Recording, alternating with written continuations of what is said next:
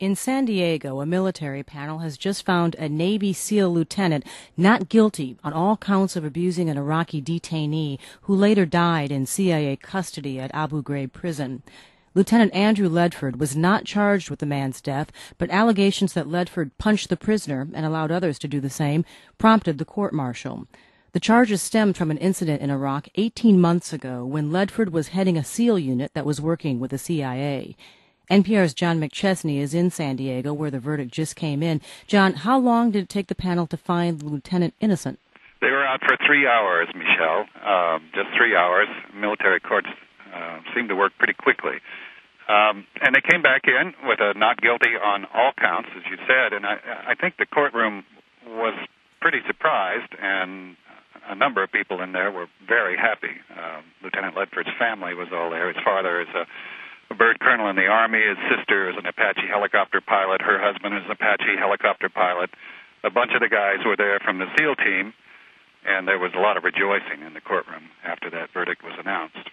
Any word from Ledford? Has he talked to reporters?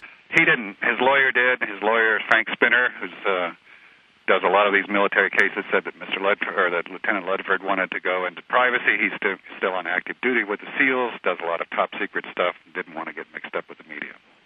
John, give us a little bit of background on this case. As we said, Lieutenant Ledford was not charged with murder. What was he charged with? He was charged with beating al-Jamadi after they captured him in the wee hours and standing by and allowing his men to beat him. They captured him in his apartment and cuffed him and put a hood over his head and took him into forward operating base. And there, some beating took place, and some of his other men, some of the SEALs in his unit, have received non-judicial punishment for that going on. But what happened with Ledford was that the government could not come up with a single witness who would say that they saw Ledford hit al-Jamadi, and they didn't come up with a witness who said that he saw what the men were doing in that Humvee to al-Jamadi, which was poking him with their rifle muzzles, kicking him, and punching him with their fists.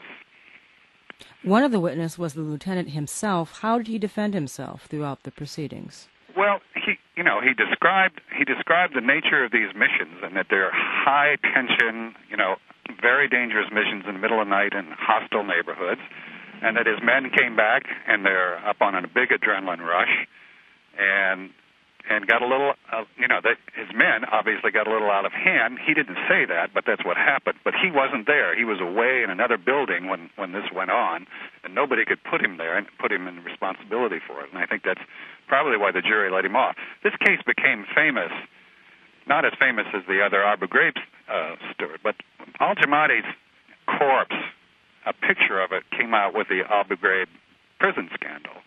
And al-Jamadi died in CIA custody. And over this trial has been hanging the shadow of the CIA. CIA is perhaps responsible for al-Jamadi's death, not the SEALs. And the SEALs have felt like they've been tried for something that CIA did. Defense attorney Frank Spinner characterized the case as a case of prosecutorial excess as a result of the pictures and abuse at Abu Ghraib, that the government wanted these SEALs punished because of Abu Ghraib. Well, the SEAL unit, as you said, worked together with the CIA, and some witnesses from the CIA were called to testify. How did the court deal with sensitive national security concerns in this case? Well, at several points during the trial, we were asked to leave the courtroom while classified sections were going on, and at one point there was a CIA agent testifying, and they drew these big blue curtains behind which he testified. We couldn't see him. Neither one of the CIA agents who testified, I'm told, in any way did anything to contribute to the government's case. Just quickly, John, what's next? The proceeding's not over yet. It is over. It's all over.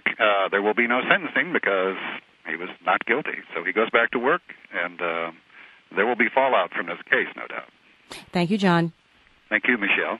NPR's John McChesney speaking to us from San Diego.